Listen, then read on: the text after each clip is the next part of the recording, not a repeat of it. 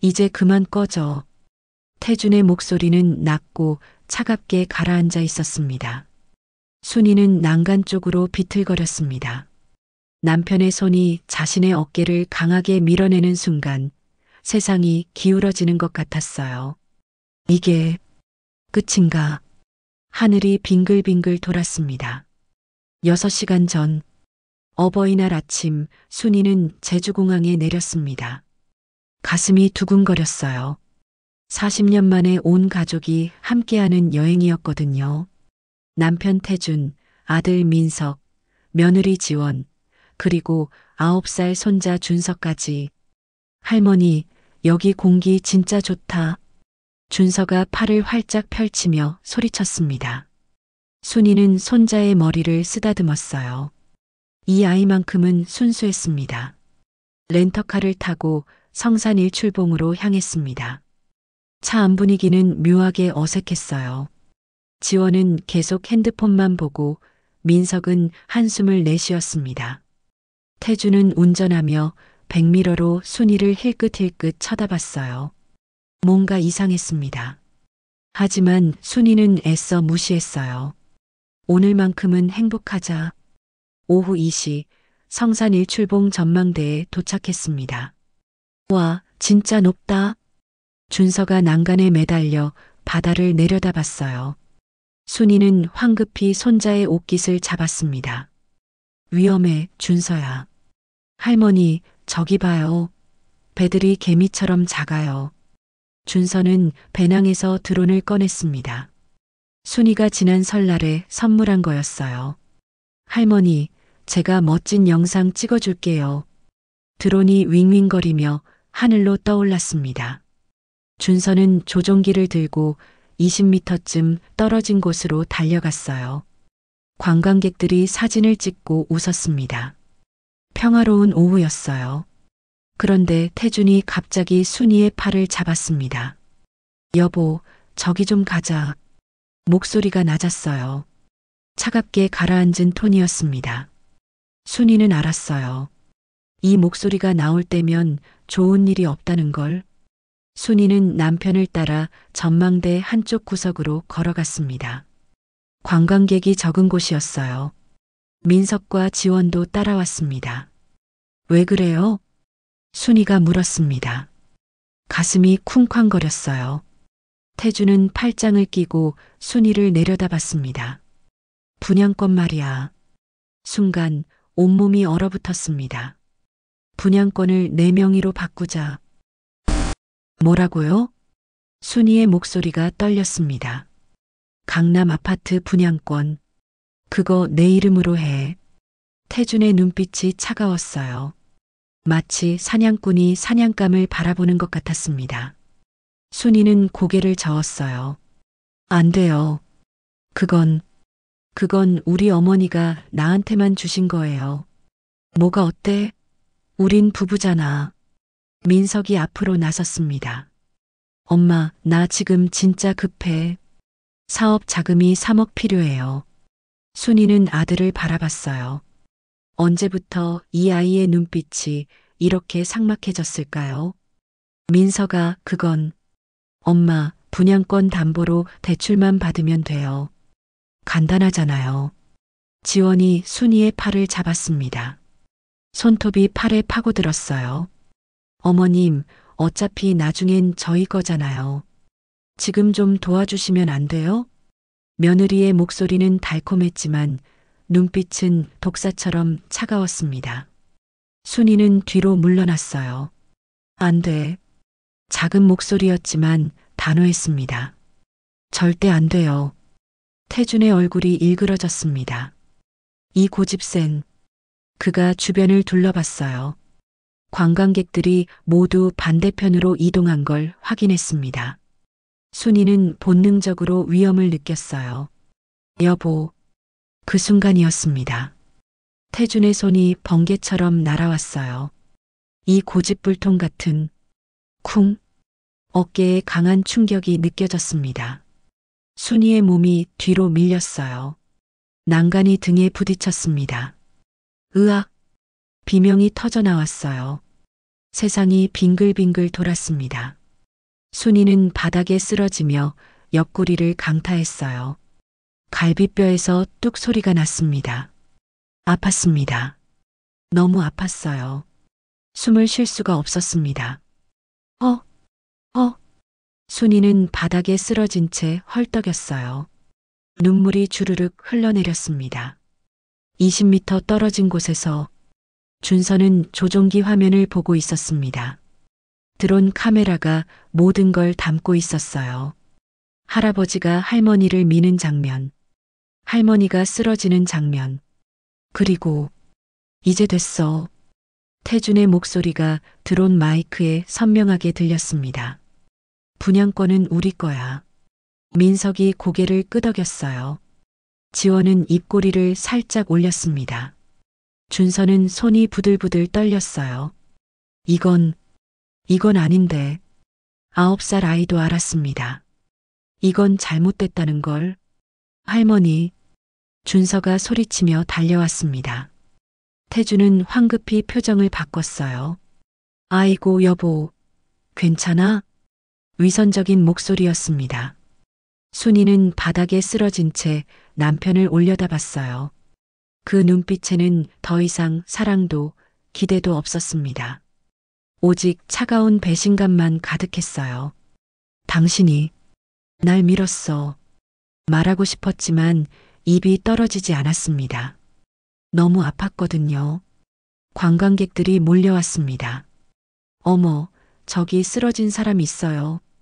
119 불러요. 소란이 일었어요. 준서는 할머니 곁에 무릎을 꿇고 앉았습니다.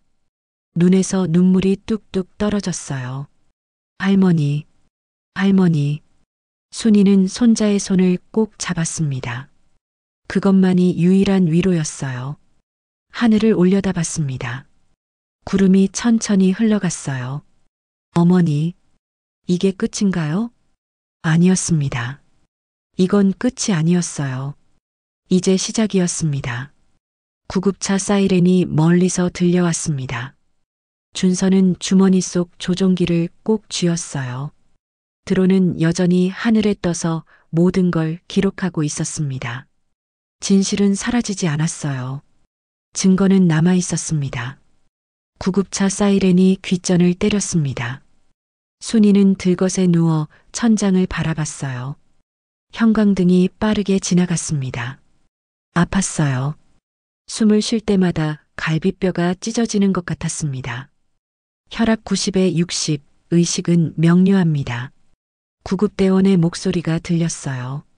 순이는 눈을 감았습니다. 눈물이 주르륵 흘러내렸어요. 이게 내 인생인가? 40년을 함께 산 남편이 자신을 밀었습니다. 돈 때문에. 제주 한라병원 응급실. 의사가 엑스레이 사진을 보며 고개를 저었습니다. 갈비뼈 3대 골절입니다. 그리고 뇌진탕도 있네요. 순이는 침대에 누워 천장을 응시했어요. 온몸이 쑤시고 아팠습니다. 의사가 태준을 돌아봤어요. 보호자분, 어떻게 다치신 건가요? 태준은 잠시 머뭇거리더니 대답했습니다. 계단에서 미끄러졌어요. 제가 잡으려 했는데 거짓말이었습니다. 순이는 침대에서 고개를 돌렸어요. 남편을 똑바로 바라봤습니다. 당신이 날 밀었잖아. 목소리가 떨렸습니다. 태주는 눈을 피했어요. 그러고는 순이에게 다가와 낮게 속삭였습니다. 무슨 소리야? 당신이 발을 헛디뎠지. 차가운 목소리였어요. 순이는 온몸에 소름이 돋았습니다. 이 사람이 정말 내 남편인가 싶었어요.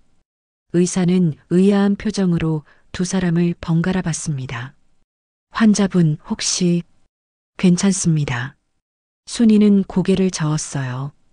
지금 여기서 말해봤자 소용없었습니다. 증거가 없었거든요. 아니, 있었습니다. 준서의 드론. 순이는 손자를 떠올렸어요. 그 아이가 뭔가를 봤을 거예요. 3층 병실. 순이는 병실로 옮겨졌습니다. 창밖으로 제주 바다가 보였어요. 푸르고 평화로웠습니다. 하지만 순이의 마음은 폭풍우가 몰아치고 있었어요. 문이 열렸습니다. 지원이 과일 바구니를 들고 들어왔어요. 얼굴에는 미소가 가득했습니다. 어머님, 괜찮으세요? 많이 놀라셨죠? 순이는 며느리를 바라봤습니다. 지원은 침대 옆 탁자에 과일 바구니를 놓았어요. 그러고는 의자를 끌어당겨 앉았습니다. 어머님, 그나저나. 목소리가 낮아졌어요. 분양권 얘기 다시 한번 생각해 보세요. 순간 가슴속에서 뭔가가 툭 하고 끊어졌습니다. 순이는 며느리를 똑바로 바라봤어요. 나 지금 이렇게 누워 있는데 그 얘기를 해? 어머님도 아시잖아요. 저희 형편이 얼마나 어려운지. 지원의 미소가 사라졌습니다. 차가운 얼굴이 드러났어요.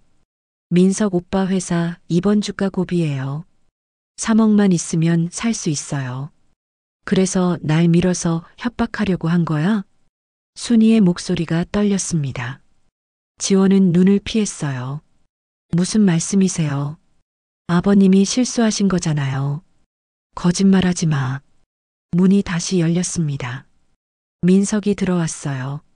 얼굴이 초췌했습니다. 엄마. 민석은 침대 옆에 무릎을 꿇었습니다. 엄마, 제발 나 좀 살려줘. 내가 이번 주까지 3억을 못 갚으면 회사 문 닫아. 눈물이 글썽였어요. 순이는 아들을 내려다봤습니다. 한때는 세상에서 가장 사랑했던 아들이었어요. 민석아, 엄마 제발 분양권 명의만 바꿔줘. 그럼 대출받을 수 있어. 순이는 고개를 저었습니다. 넌 내가 이렇게 다쳤는데도 돈 얘기만 하는구나. 민석의 얼굴이 굳어졌어요. 엄마도 너무하시네요. 아들이 망하는 걸 보시려고요?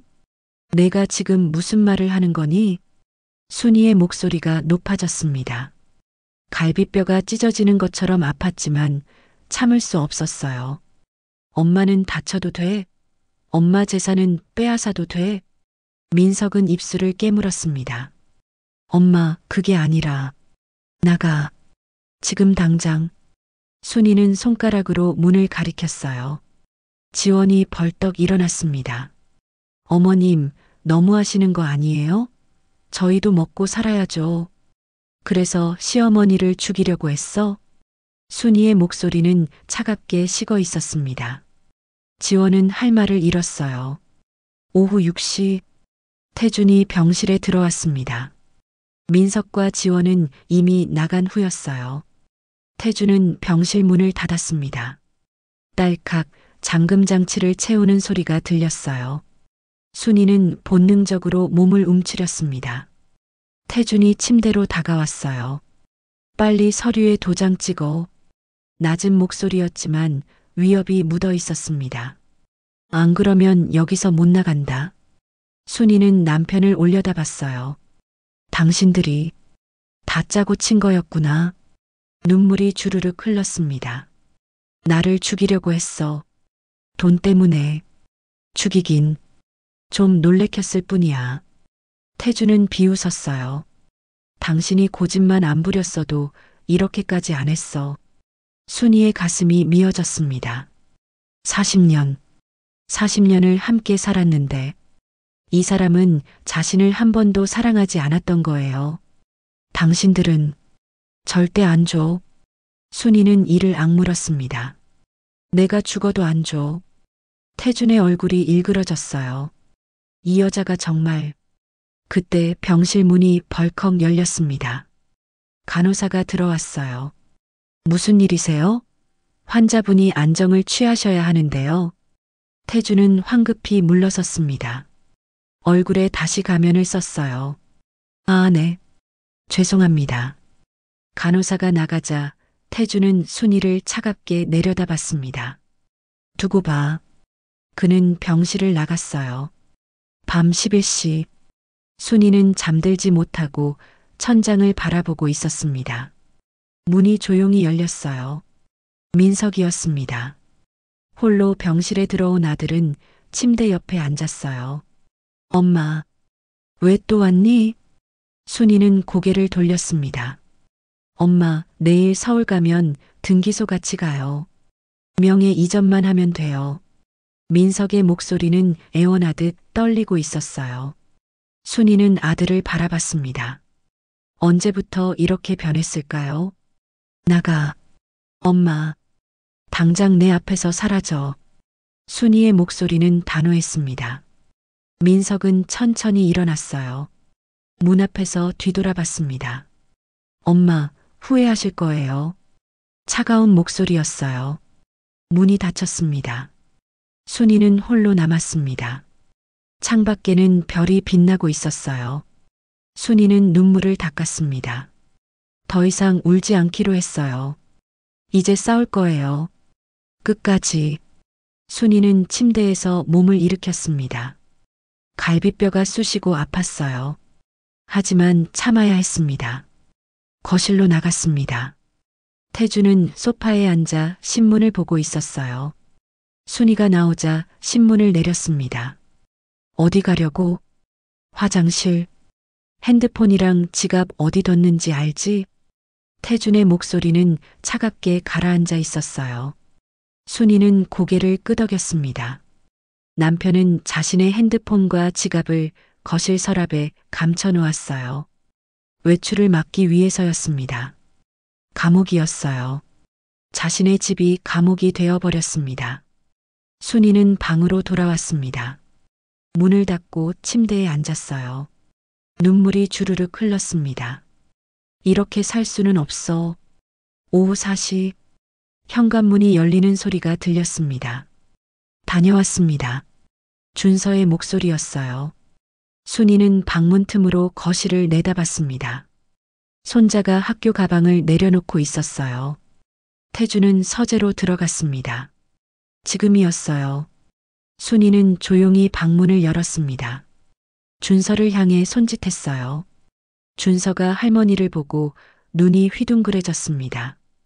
조심스럽게 할머니 방으로 들어왔어요. 할머니. 준서의 눈가가 붉어졌습니다. 순이는 손자를 꼭 안아줬어요.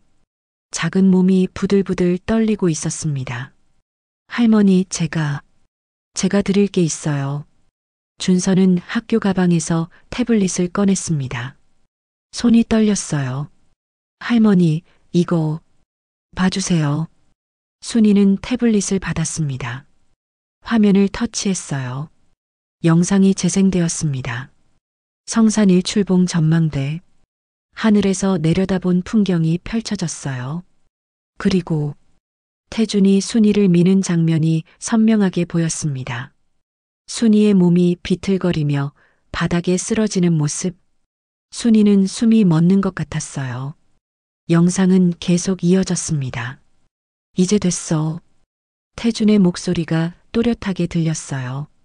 분양권은 우리 거야. 민석의 목소리도 들렸습니다. 엄마가 이렇게 다치면 도장 안 찍을 수 없을 거야. 지원의 목소리까지. 겁먹었을 테니까. 잘했어요. 순이는 손이 부들부들 떨렸습니다. 증거였어요. 명백한 증거. 할머니. 준서가 작은 목소리로 말했습니다. 이거 잘못된 거죠? 순이는 손자를 바라봤어요. 눈물이 흘러내렸습니다. 그래, 잘못된 거야. 준서도 눈물을 글썽였어요. 엄마 아빠가 영상 지우래요. 할아버지도 지우래요. 작은 어깨가 떨렸습니다. 근데 난 못 지우겠어요. 할머니가 다쳤는데. 순이는 손자를 꼭 안아줬습니다. 준서야, 고마워. 넌 정말 용감한 아이야. 준서는 할머니 품에서 울었어요. 할머니, 무서웠어요. 이제 괜찮아. 할머니가 있잖아. 순이는 손자의 등을 토닥였습니다. 준서야, 이 영상 할머니 핸드폰으로 보내줄 수 있니? 준서는 고개를 끄덕였어요. 할머니 핸드폰이 어디 있어요? 아빠가 감춰놨어. 준서의 얼굴이 굳었습니다. 그럼 제 핸드폰으로 USB에 저장할게요. 할머니한테 드릴게요. 영리한 아이였어요. 다음 날 아침, 태준이 출근했습니다. 순이는 재빨리 거실 서랍을 열었어요. 핸드폰과 지갑을 꺼냈습니다. 하지만 핸드폰은 꺼져 있었어요. 비밀번호도 바뀌어 있었습니다. 순이는 한숨을 내쉬었습니다. 옆집으로 갔어요. 초인종을 눌렀습니다. 누구세요? 은영 씨, 저 순이에요. 문이 열렸습니다. 김은영이 놀란 얼굴로 순이를 맞았어요. 선생님, 어떻게 된 거예요?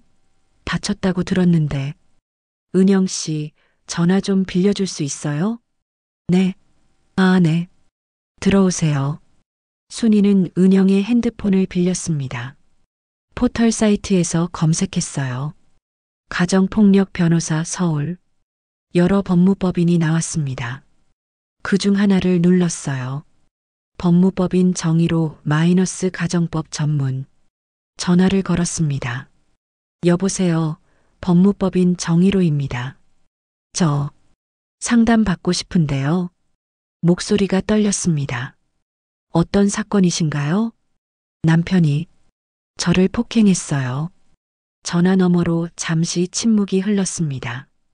내일 오후 2시에 사무실로 오실 수 있으세요? 네, 꼭 가겠습니다. 전화를 끊었어요. 순이는 깊은 숨을 들이마셨습니다. 드디어 시작이었어요. 다음 날 오후 2시 강남역 근처 순이는 택시에서 내렸습니다. 갈비뼈가 아팠지만 참았어요. 빌딩 10층에 법무법인이 있었습니다. 엘리베이터를 타고 올라갔어요. 가슴이 두근거렸습니다. 잘하고 있는 거겠지. 문을 열었습니다. 깔끔한 사무실이었어요.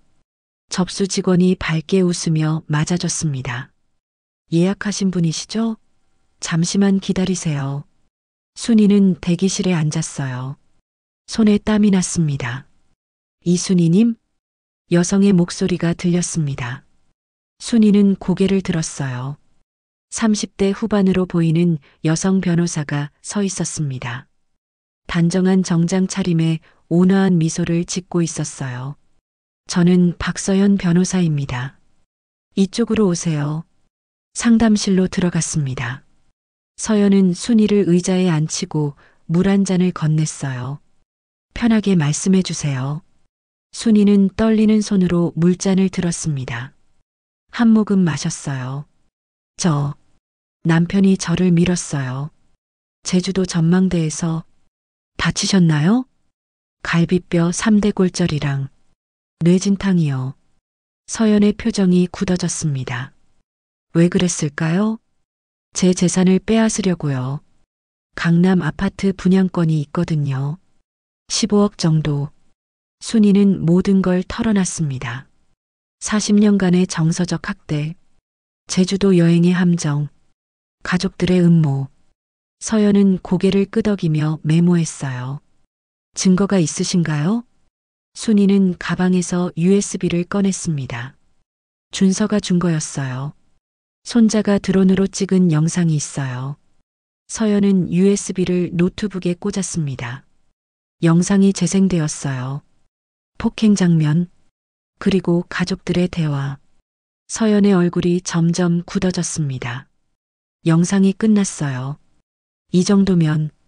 서연은 순이를 똑바로 바라봤습니다.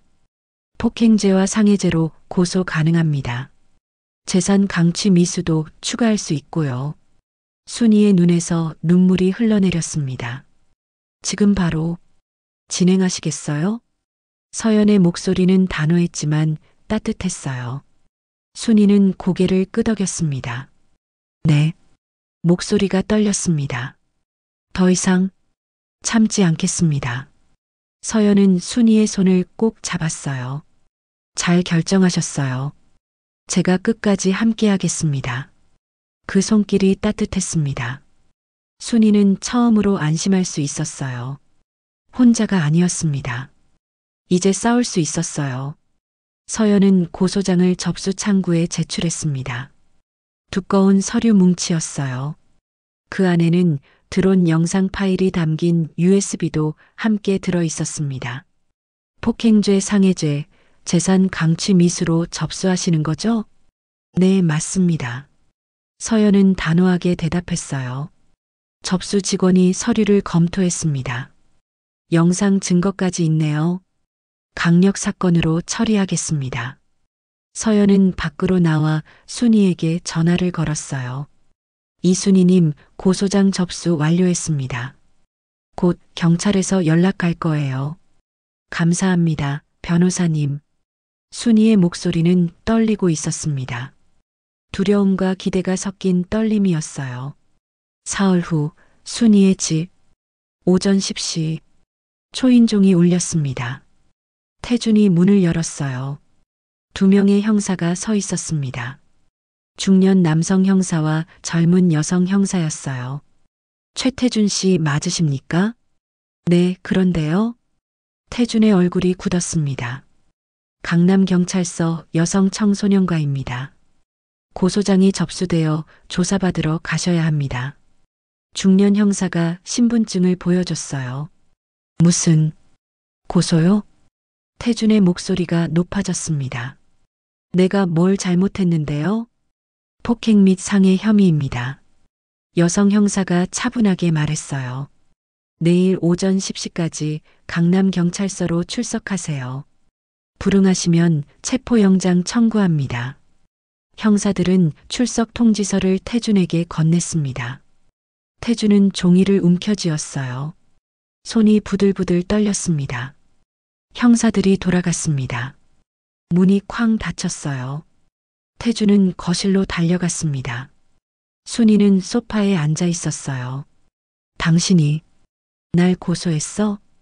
태준의 얼굴이 새빨갛게 달아올랐습니다. 미쳤어? 당신 정말 미쳤어? 순이는 남편을 똑바로 바라봤어요. 당신이 날 죽이려 했잖아. 목소리는 차분했지만 눈빛은 차갑게 식어 있었습니다.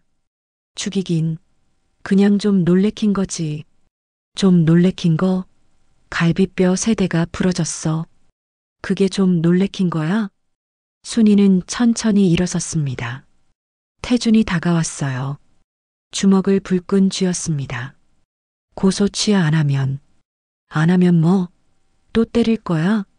순이는 한 발짝도 물러서지 않았어요. 당신 지금 경찰한테 찍혔어. 또 손 떼면 바로 구속이야. 태준은 주먹을 떨며 멈춰섰습니다. 순이의 말이 맞았어요. 이 여자가 정말. 그때 현관문이 벌컥 열렸습니다. 민석과 지원이 황급히 뛰어들어왔어요. 엄마. 민석이 소리쳤습니다. 엄마, 아버지를 감옥에 보내려고요? 얼굴이 창백했어요. 그럼 우리 가족은 어떻게 돼요? 지원도 순이 앞으로 다가왔습니다. 어머님, 아버님이 전과자 되면 우리까지 피해봐요. 순이는 며느리를 내려다봤어요. 너희도 공범이야. 뭐라고요? 너희도 다 알고 있었잖아. 나를 밀쳐서 협박하려던 거. 민석은 고개를 저었습니다. 엄마, 우린 몰랐어요. 아버지가 실수하신 거잖아요. 거짓말하지 마. 순이의 목소리가 낮게 깔렸어요. 증거 있어요? 지원이 비웃듯 말했습니다. 우린 아무것도 안 했어요. 그냥 옆에 있었을 뿐이에요. 순이는 아무 말도 하지 않았습니다. 그저 차갑게 웃었어요. 증거는 있었습니다. 드론 영상에 다 담겨 있었거든요. 다음 날 오전 10시 강남경찰서. 태준은 조사실 의자에 앉아 있었습니다. 중년 형사가 앞에 앉았어요. 녹음기를 켰습니다. 피의자 최태준, 지난 5월 8일 제주도 성산 일출봉에서 부인을 폭행한 사실이 있습니까? 없습니다. 태준은 단호하게 고개를 저었어요. 아내가 발을 헛디뎌 넘어진 겁니다. 제가 민 게 아니에요. 형사는 고개를 끄덕였습니다. 그럼 이 영상은 뭡니까? 노트북을 돌렸어요. 화면에서 영상이 재생되었습니다. 태준이 순이를 미는 장면. 순이가 쓰러지는 장면. 그리고 이제 됐어. 분양권은 우리 거야. 태준의 목소리가 또렷하게 들렸어요. 조사실이 조용해졌습니다. 태준의 얼굴이 새하얗게 질렸어요. 이건 입술이 바들바들 떨렸습니다. 영상에 선명하게 나오는데 거짓말하시면 안 됩니다. 형사의 목소리는 차갑게 가라앉아 있었어요. 그리고 분양권은 우리 거야라는 말도 녹음되어 있습니다. 재산을 노리고 계획적으로 폭행한 겁니까? 아니, 그게 아니라. 태주는 말을 더듬었습니다. 변명이 떠오르지 않았어요. 변호사와 상의하겠습니다. 그것만 겨우 내뱉었습니다. 여성 형사가 서류를 넘겼어요. 재산 강취 미수 혐의도 추가 조사하겠습니다. 그리고 피해자 접근 금지 명령도 신청할 예정입니다. 뭐? 접근 금지요? 네. 집에도 못 들어가십니다. 태주는 의자에 주저앉았어요. 모든 것이 무너지고 있었습니다.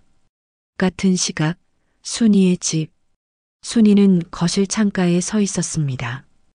햇살이 따스하게 들어왔어요. 핸드폰이 울렸습니다. 서연이었어요.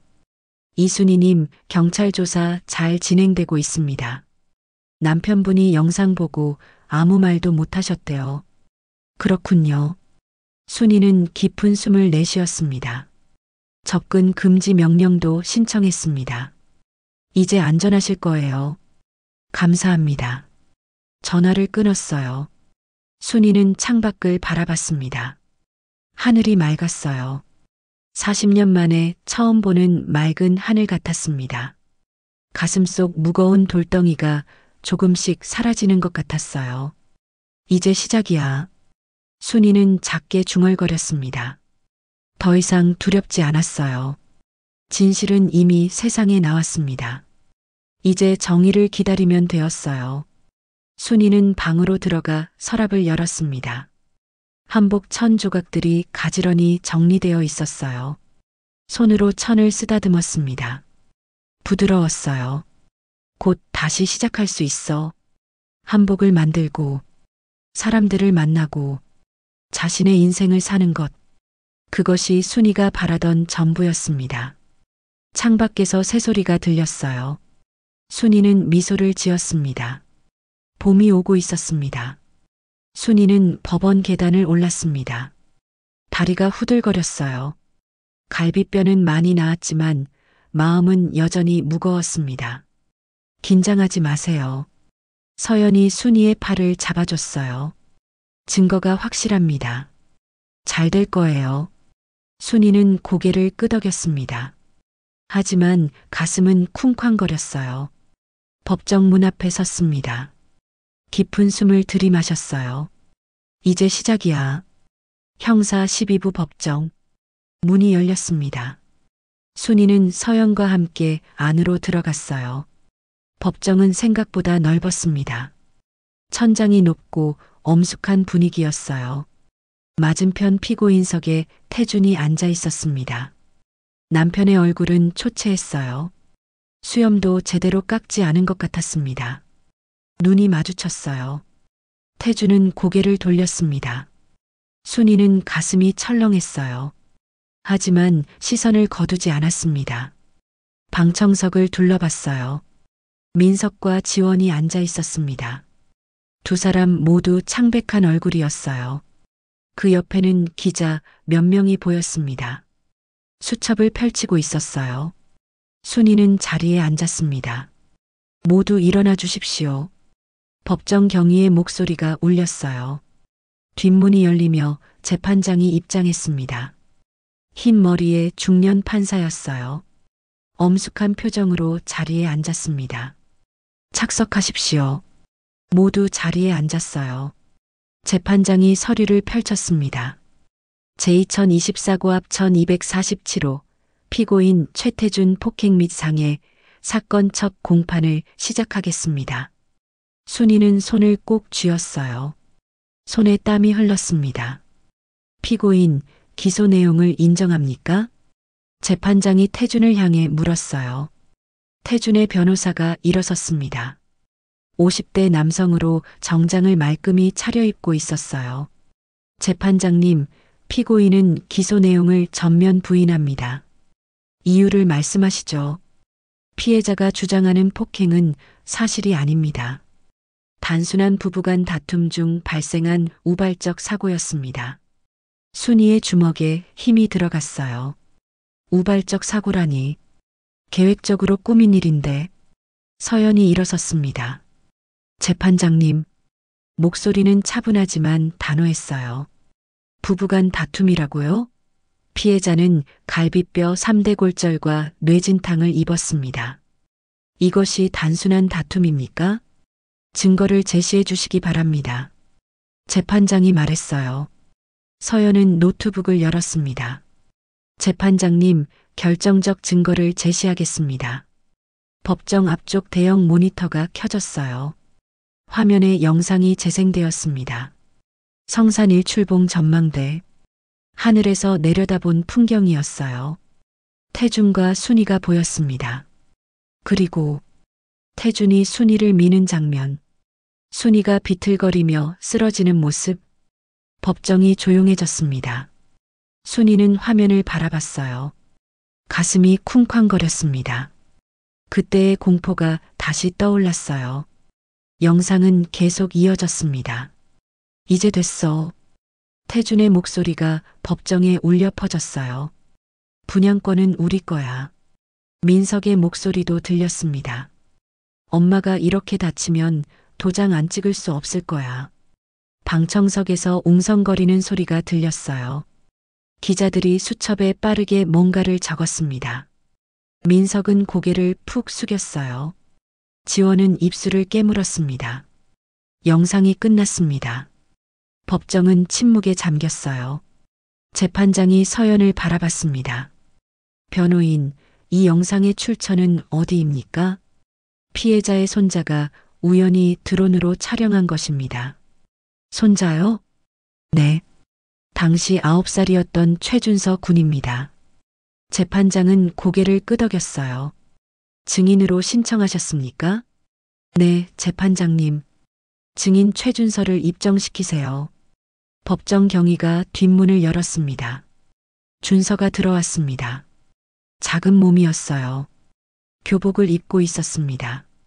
얼굴은 창백했고 눈은 붉어져 있었어요. 방청석의 지원이 벌떡 일어났습니다. 준서야, 안 돼. 법정 경위가 제지했어요. 방청인은 조용히 하십시오. 준서는 증인석으로 걸어갔습니다. 손이 부들부들 떨리고 있었어요. 순이는 손자를 바라봤습니다. 가슴이 미어졌어요. 미안해, 준서야. 재판장이 준서를 내려다봤어요. 증인, 긴장하지 말고 본대로만 말하면 됩니다. 준서는 고개를 끄덕였습니다. 서연이 부드럽게 물었어요. 증인, 이 영상을 촬영한 게 맞나요? 네. 작은 목소리였습니다. 크게 말해줄 수 있니? 네. 제가 드론으로 찍었어요. 준서의 목소리가 떨렸어요. 그날 무슨 일이 있었나요? 준서는 잠시 입술을 깨물었습니다.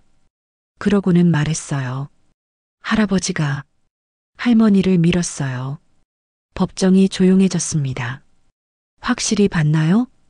네. 드론 화면으로 봤어요. 할아버지가 할머니를 강하게 밀었어요. 준서의 눈에서 눈물이 흘러내렸습니다. 그리고 아빠랑 엄마도 거기 있었어요. 할머니가 쓰러졌는데 아무도 안 도와줬어요. 민석은 얼굴을 두 손으로 감쌌어요. 증인, 이 영상을 왜 지우지 않았나요? 가족들이 지우라고 했죠? 준서는 고개를 끄덕였습니다. 엄마 아빠가 지우래요. 할아버지도요. 그런데도 왜 안 지웠나요? 준서는 순이를 바라봤어요. 눈물이 주르륵 흘렀습니다. 할머니가 다쳤는데 이건 잘못된 거잖아요. 어린 목소리였지만 단호했습니다. 순이는 눈물을 참을 수 없었어요. 주르륵 흘러내렸습니다. 재판장이 고개를 끄덕였어요. 증인 수고했습니다. 내려가도 좋습니다. 준서는 증인석에서 내려왔어요. 순이를 향해 걸어왔습니다. 순이는 손자를 꼭 안아줬어요. 고마워, 준서야. 작게 속삭였습니다. 재판장이 말했습니다. 오늘 제시된 증거를 검토하여 다음 공판에서 최종 판결하겠습니다. 망치를 두드렸어요. 그리고 피고인은 피해자 접근 금지 명령을 엄격히 준수하시기 바랍니다. 위반 시 구속 수감됩니다. 태주는 고개를 숙였습니다. 다음 공판일은 2주 후입니다. 패정하겠습니다. 망치 소리가 법정에 울렸어요. 법정을 나서는데 기자들이 몰려들었습니다. 피해자분, 소감이 어떠십니까? 손자분이 증언한 것에 대해 어떻게 생각하십니까? 순이는 카메라를 바라봤어요. 진실은 반드시 밝혀집니다. 그것만 말하고 법원을 나왔습니다. 서연이 순이의 어깨를 두드렸어요. 잘하셨어요. 이제 거의 다 왔습니다. 순이는 하늘을 올려다봤습니다. 구름 사이로 햇살이 쏟아졌어요. 따뜻했습니다. 순이는 서연과 함께 강남역 근처 부동산 중개업소에 들어갔습니다. 가슴이 두근거렸어요. 결정이었습니다. 되돌릴 수 없는 결정. 어서 오세요. 중개인이 환하게 웃으며 맞이했어요. 50대 남성으로 인상이 좋았습니다. 강남 아파트 분양권을 매각하고 싶습니다. 순이의 목소리는 떨렸지만 단호했어요. 중개인은 서류를 꺼냈습니다. 아, 이 단지요? 지금 시세가 아주 좋습니다. 컴퓨터를 두드렸어요. 현재 시세로는 15억 정도인데 금매로 내놓으시면 14억 5천 정도에 거래 가능합니다. 14억 5천. 평생 벌어도 모을 수 없는 돈이었어요. 하지만 순이는 망설이지 않았습니다. 빠르게 진행해 주세요. 네, 알겠습니다. 일주일 안에 매수자 찾아드릴게요. 일주일 후 순이의 핸드폰이 울렸습니다. 이순이님, 매수자 나타났습니다. 중개인의 목소리는 들떠 있었어요. 14억 5천에 계약 가능하십니까? 네. 순이는 짧게 대답했습니다. 그럼 내일 계약금 1억 5천 입금됩니다. 잔금은 한 달 후에요. 전화를 끊었어요. 순이는 창밖을 바라봤습니다. 이제 정말 끝이구나. 어머니가 물려주신 마지막 재산. 하지만 후회는 없었어요. 이 재산 때문에 죽을 뻔했으니까요. 다음 날 오후 순이의 핸드폰이 또 울렸습니다. 태준이었어요. 순이는 받지 않으려다가 받았습니다. 여보. 태준의 목소리가 떨리고 있었어요. 분양권 판다는 게 사실이야? 누가 말했어요? 민석이가 중개업소에 알아봤대. 당신 미쳤어? 목소리가 높아졌습니다. 내 허락 없이 팔면 안 돼. 내 이름으로 된 재산이에요. 순이의 목소리는 차분했어요. 당신 허락 필요 없어요. 이 여자가 정말... 태준이 소리쳤습니다. 순이는 전화를 끊었어요. 핸드폰이 다시 울렸지만 받지 않았습니다. 가슴이 쿵쾅거렸지만 이제는 두렵지 않았어요. 다음 날 순이 한복 공방. 오전 10시 순이는 천을 재단하고 있었습니다. 부드러운 비단이었어요. 손에 잡히는 촉감이 좋았습니다. 다시 시작할 수 있어. 그때 문이 벌컥 열렸습니다. 민석이었어요. 얼굴이 새하얗게 질려 있었습니다. 눈은 충혈되어 있었어요. 엄마. 목소리가 떨렸습니다.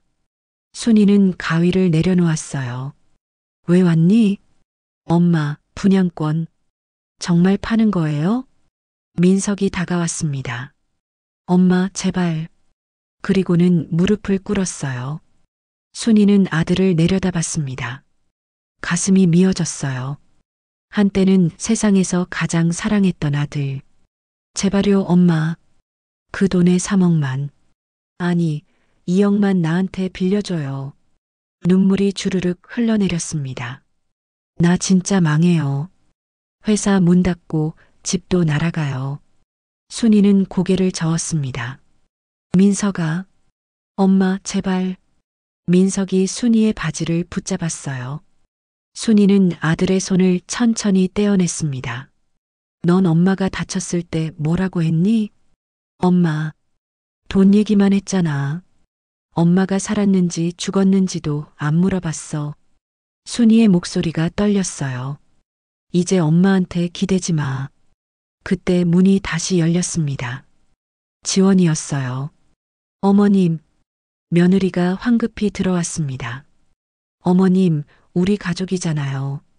왜 이러세요? 가족? 순이는 며느리를 바라봤어요. 너희가 나를 가족으로 본 적 있어? 지원은 말문이 막혔습니다. 어머님도 너무하세요. 저희도 살아야죠. 그래서 시어머니를 죽이려고 했어? 순이의 목소리는 차갑게 식어 있었어요. 그건 아버님이 실수하신 거잖아요. 거짓말하지 마. 너희도 다 알고 있었어. 순이는 두 사람을 번갈아 봤습니다. 이 돈은 정말 필요한 사람들한테 쓸 거야. 엄마, 그럼 난? 민석이 울먹였어요. 넌 정말 필요한 사람이 아니야. 그냥 욕심쟁이일 뿐이지. 순이는 문을 가리켰어요. 나가. 너희 같은 욕심쟁이들한테 한 푼도 안 줘. 민석은 천천히 일어섰습니다. 비틀거렸어요. 엄마, 후회하실 거예요. 차갑게 내뱉는 목소리였습니다. 순이는 아들을 똑바로 바라봤어요. 후회는 이미 40년 동안 충분히 했어. 민석과 지원이 공방을 나갔습니다. 문이 쾅 닫혔어요. 순이는 혼자 남았습니다. 다리에 힘이 풀렸어요. 의자에 주저앉았습니다. 눈물이 주르륵 흘러내렸습니다. 아들이었어요. 자신이 낳고 키운 아들. 하지만 이제는 남이었습니다. 순이는 눈물을 닦았어요. 이제 정말 끝이야. 가슴속 무언가가 툭 하고 끊어지는 느낌이었습니다. 아팠지만 동시에 가벼워졌어요. 더 이상 짐이 없었습니다.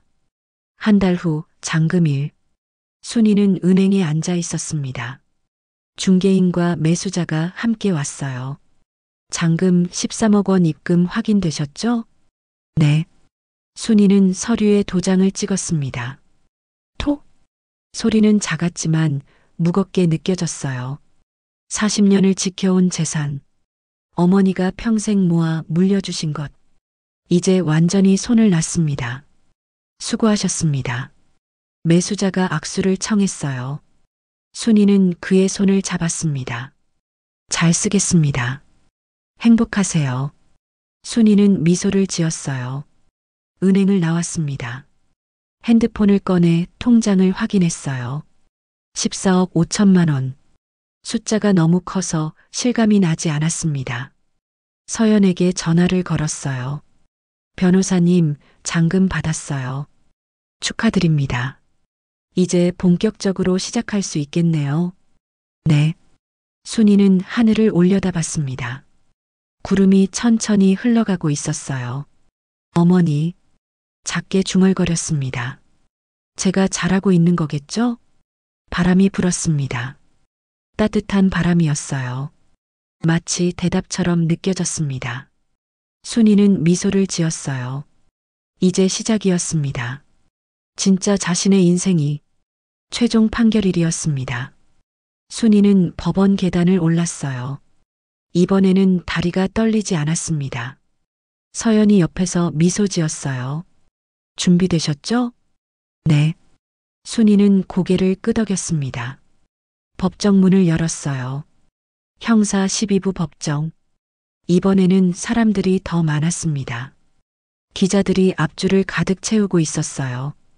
카메라를 들고 대기하고 있었습니다. 방청석에는 민석과 지원이 앉아 있었어요.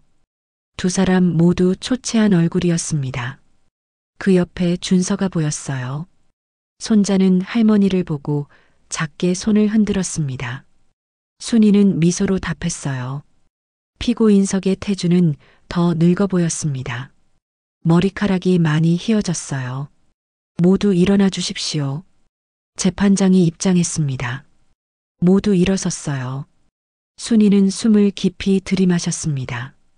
드디어 재판장이 자리에 앉았어요. 착석하십시오. 법정이 조용해졌습니다. 재판장은 두꺼운 판결문을 펼쳤어요. 제2024고합 1247호 피고인 최태준 사건에 대한 최종 판결을 선고하겠습니다. 순이의 가슴이 쿵쾅거렸습니다.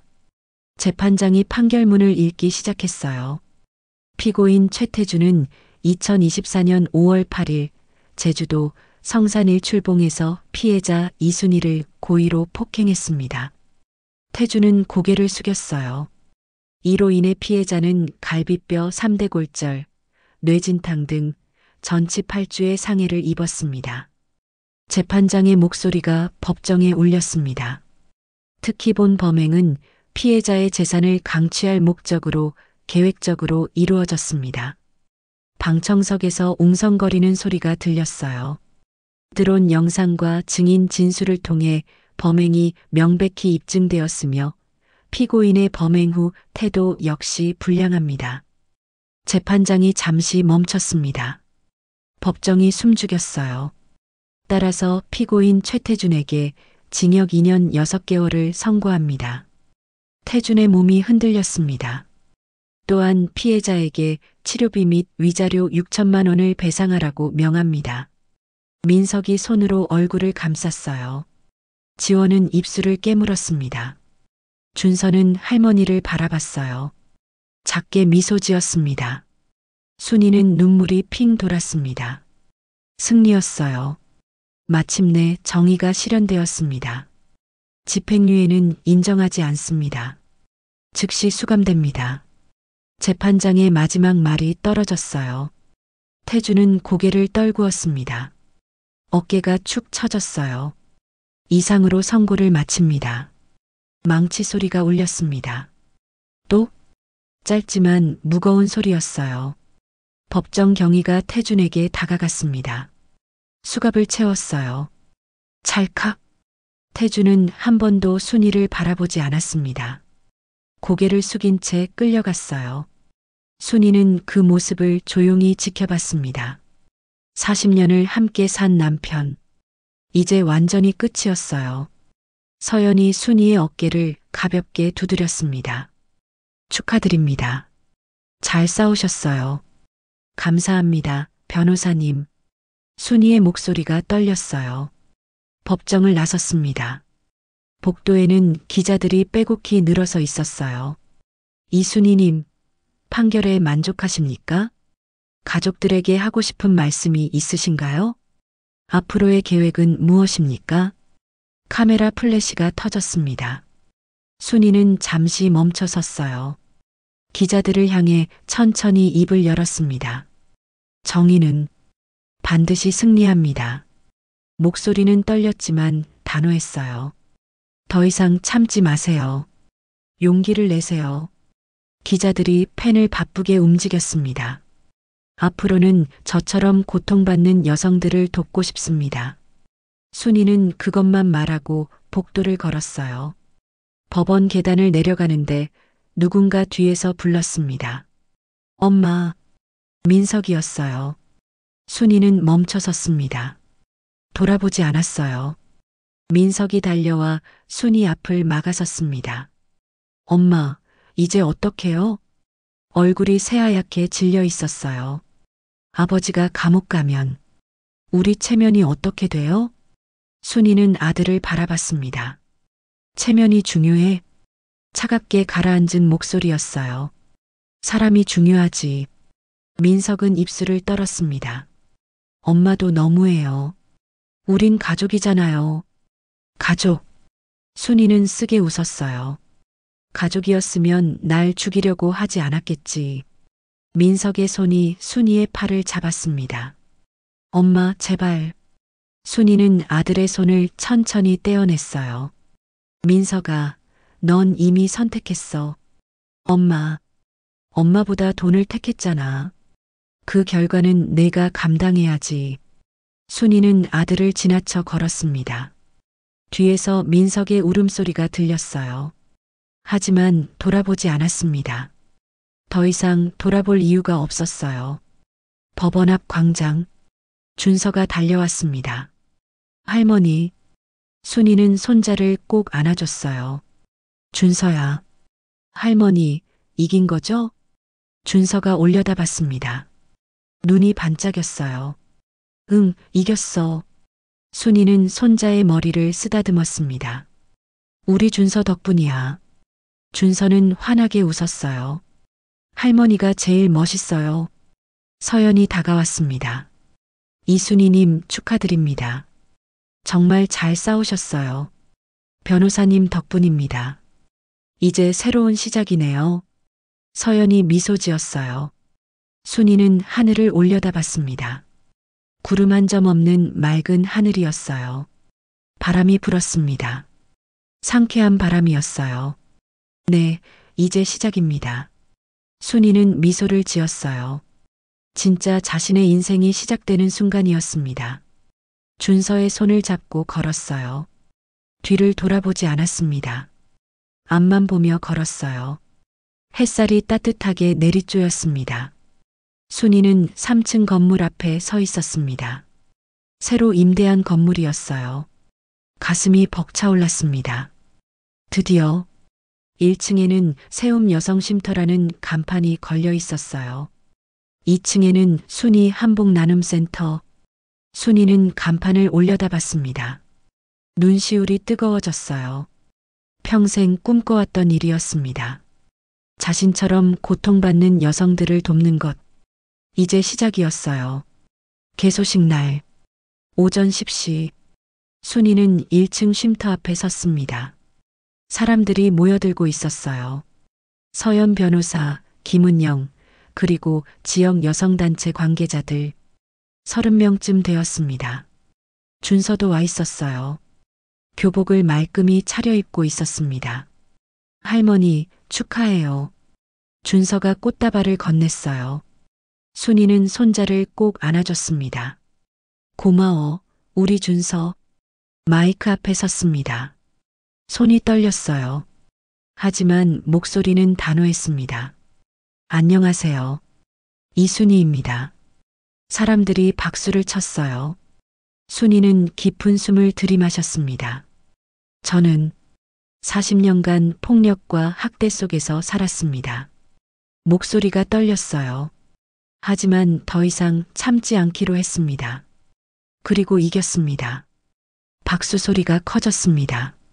제가 받은 14억 5천만 원 중 8억은 이쉼터 운영 기금으로 3억은 한복센터 운영비로 쓸 겁니다. 순이는 건물을 가리켰어요. 이곳에서 저처럼 고통받는 여성들이 새로운 삶을 시작할 겁니다. 눈물이 주르륵 흘러내렸습니다. 더 이상 혼자가 아닙니다. 우리 함께 일어섭시다. 박수가 터져 나왔어요. 순이는 테이프를 끊었습니다. 가위질 소리가 또렷하게 들렸어요. 새로운 시작이었습니다. 1층 쉼터 안으로 들어갔습니다. 깨끗하게 정리된 공간이었어요. 10개의 작은 방이 있었습니다. 각 방마다 침대와 책상이 놓여 있었어요. 상담실도 마련되어 있었습니다.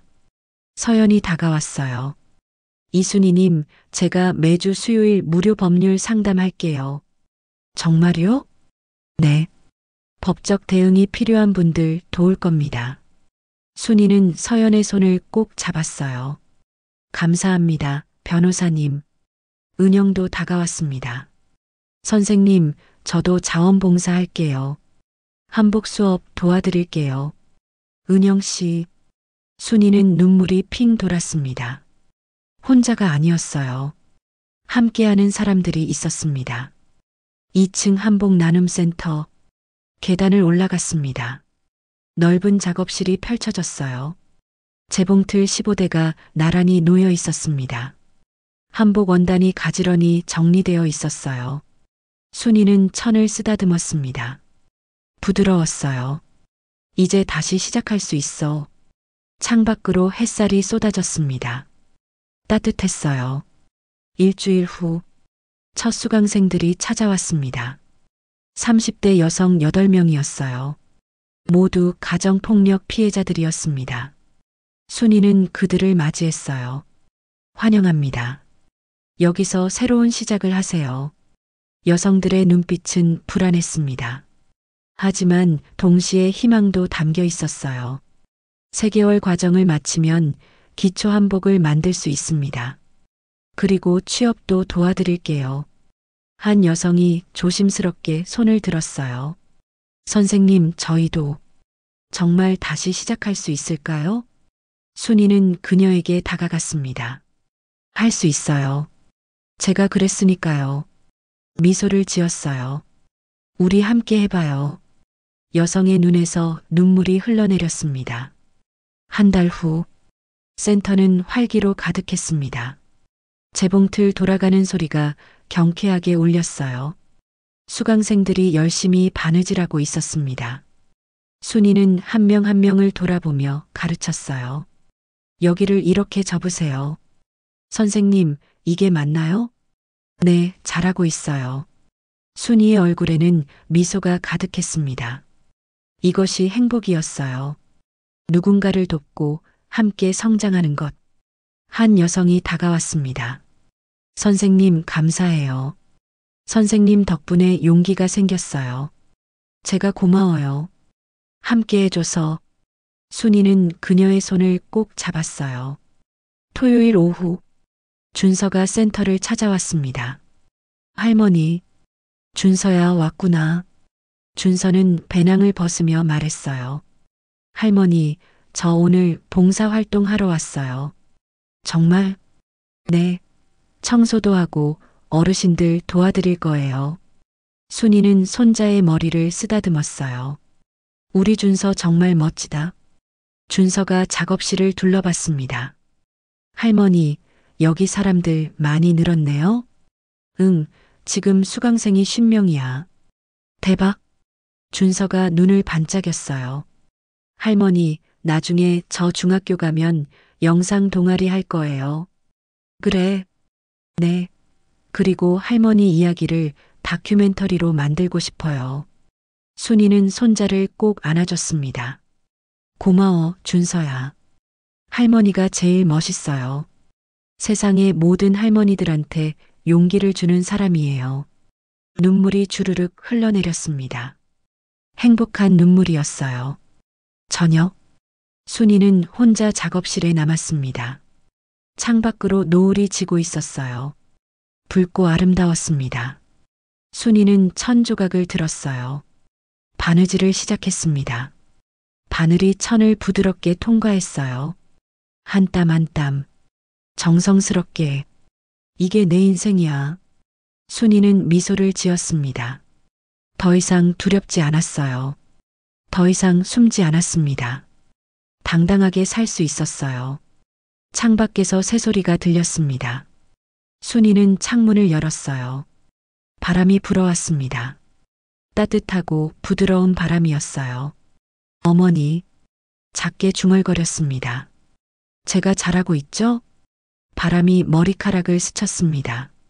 마치 대답처럼 느껴졌어요. 순이는 다시 바느질을 시작했습니다. 한복을 만들고, 사람들을 돕고, 자신의 삶을 사는 것. 이것이 순이가 선택한 인생이었습니다.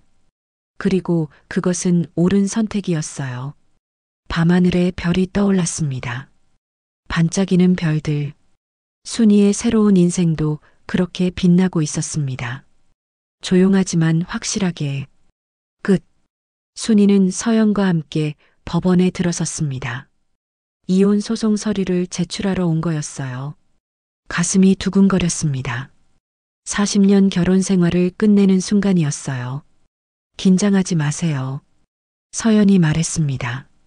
이미 형사 판결이 났으니 이혼은 빠르게 진행될 거예요. 순이는 고개를 끄덕였어요. 접수 창구 앞에 섰습니다. 서연이 두꺼운 서류 뭉치를 건넸어요. 이혼 소장입니다. 직원이 서류를 받았습니다. 피고는 최태준 씨, 현재 수감 중이시죠? 네. 순이가 대답했어요. 목소리가 떨렸습니다. 사유는 배우자의 폭행 및 40년간의 정서적 학대입니다. 직원이 서류를 검토했어요. 접수 완료했습니다. 한 달 후 조정 기일 통지서 발송하겠습니다. 순이는 접수증을 받았습니다. 종이 한 장. 하지만 무게는 천근만근 같았어요. 법원을 나섰습니다. 햇살이 쏟아졌어요. 순이는 잠시 멈춰서서 하늘을 올려다봤습니다. 이제 정말 끝이구나. 40년. 40년을 함께 산 사람. 한때는 사랑했던 사람. 하지만 이제는 남이 될 사람이었어요.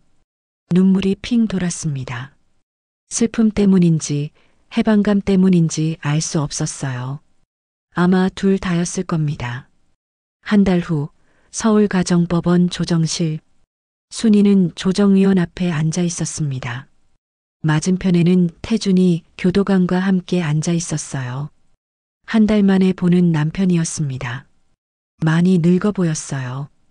얼굴에 주름이 깊게 패였고 눈빛은 풀이 죽어 있었습니다.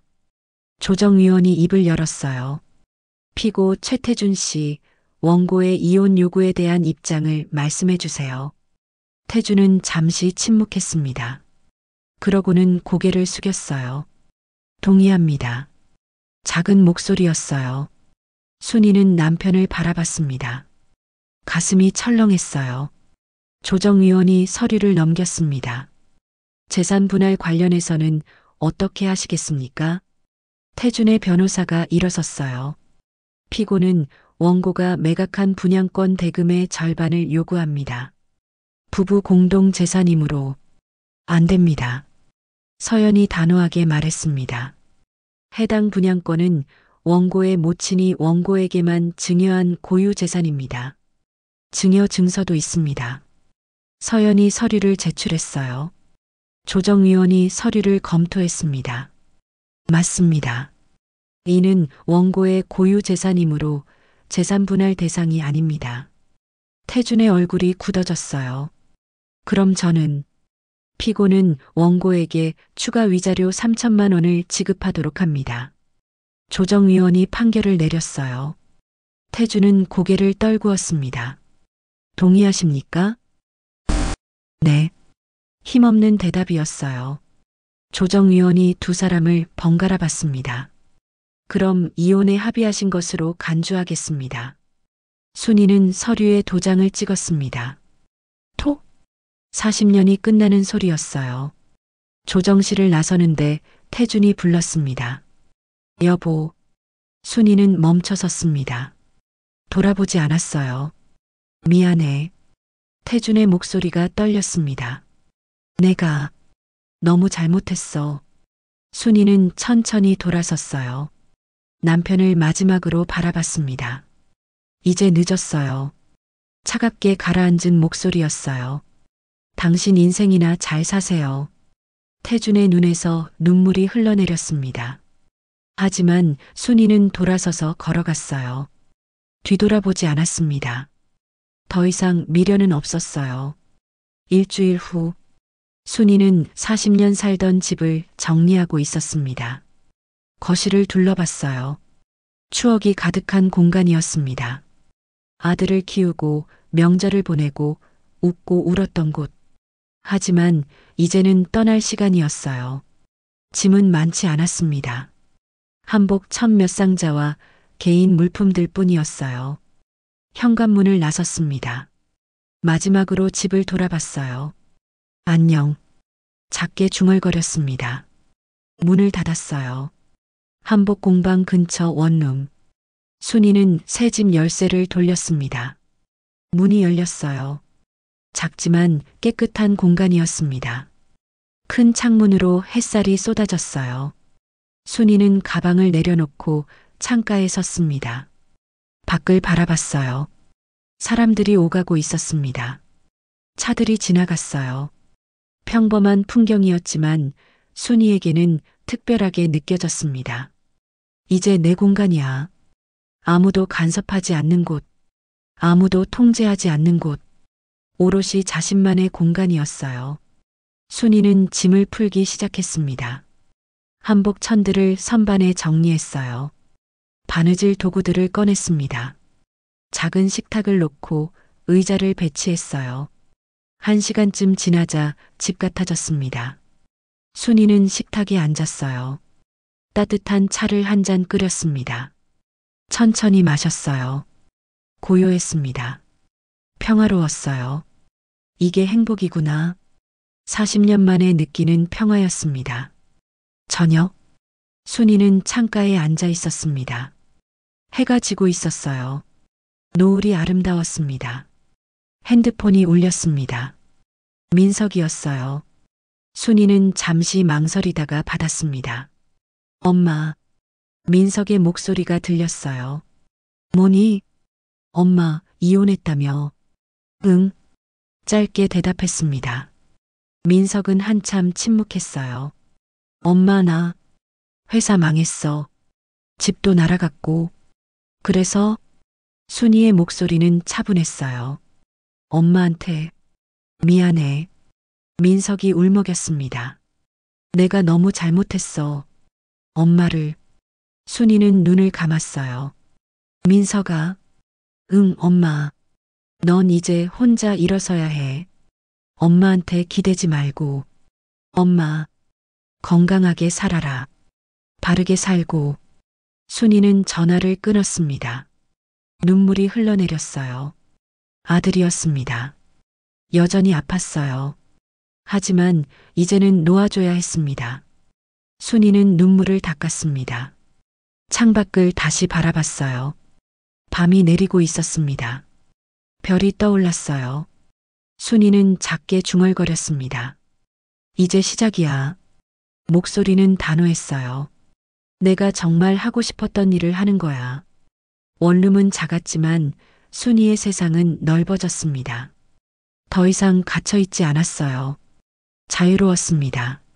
순이는 바느질 도구를 꺼냈어요. 천 조각을 펼쳤습니다. 바늘에 실을 깨었어요. 한 땀 한 땀 정성스럽게 새로운 인생을 짓고 있었습니다. 밤하늘의 별처럼 조용하지만 확실하게 빛나는 인생을. 순이는 2층 작업실 창가에 서 있었습니다. 아래로 사람들이 오가는 모습이 보였어요. 가슴이 벅차올랐습니다. 1년 만에 모든 것이 달라졌어요. 작업실 뒤에서는 재봉틀 소리가 경쾌하게 울렸습니다. 15대의 재봉틀이 모두 돌아가고 있었어요. 수강생들이 열심히 한복을 만들고 있었습니다. 50명. 1년 전 8명으로 시작했는데 이제는 50명이 되었어요. 순이는 천천히 작업실을 둘러봤습니다. 한 명 한 명의 얼굴이 환했어요. 1년 전과는 완전히 달라진 표정들이었습니다. 두려움이 사라지고 자신감이 생겼어요. 선생님, 한 여성이 다가왔습니다. 30대 초반으로 보이는 여성이었어요. 수료생 중 한 명이었습니다. 혜진아, 왔구나. 선생님, 보여드릴 게 있어요. 혜진은 핸드폰을 꺼냈습니다. 제 공방이에요. 어제 오픈했어요. 화면에는 작은 한복 공방 사진이 보였어요. 혜진 한복이라는 간판이 걸려 있었습니다. 순이의 눈시울이 뜨거워졌어요. 정말 잘했구나. 선생님 덕분이에요. 혜진의 눈에서 눈물이 글썽였습니다. 1년 전만 해도 저 아무것도 못할 줄 알았어요. 근데 이제 제 가게가 생겼어요. 순이는 혜진을 꼭 안아줬습니다. 넌 혼자 일어선 거야. 정말 대단해. 혜진처럼 자립에 성공한 수료생이 3명 더 있었어요. 모두 자신만의 작은 공방을 열었습니다. 그 외에도 한복업체에 취직한 사람이 5명이었어요. 순이는 가슴이 벅찼습니다. 내가 한 일이 의미가 있구나. 오후 3시 현관문이 열리는 소리가 들렸습니다. 할머니, 준서의 목소리였어요. 순이는 계단을 내려갔습니다. 손자가 배낭을 메고 서 있었어요. 중학교 교복을 입고 있었습니다. 준서야, 왔구나. 할머니, 저 오늘도 봉사활동 하러 왔어요. 준서는 어느새 중학생이 되어 있었습니다. 키도 많이 컸어요. 하지만 할머니를 보는 눈빛은 여전히 순수했습니다. 우리 준서 정말 기특하다. 순이는 손자의 머리를 쓰다듬었어요. 할머니, 오늘 뭐 도와드릴까요? 2층에 올라와서 정리 좀 도와줘. 둘이 함께 계단을 올랐습니다. 작업실에서 준서는 천 조각들을 정리하기 시작했어요. 할머니, 여기 사람 진짜 많아졌다. 응, 1년 전보다 훨씬 많아졌지. 대박. 할머니 정말 대단하세요. 순이는 미소를 지었습니다. 준서가 작업대 옆에 앉았어요. 할머니, 응? 저 이번에 영상 동아리 들어갔어요. 순이는 손자를 바라봤습니다. 정말? 네. 중학교 가면 영상 동아리 한다고 했잖아요. 준서의 눈이 반짝였어요. 그리고 나중에요. 준서는 잠시 망설이다가 말했습니다. 할머니 이야기를 다큐멘터리로 만들고 싶어요. 순이는 가슴이 뭉클했어요. 준서야, 나중에 제가 꼭 만들게요. 할머니가 얼마나 용감한 사람인지 보여줄 거예요.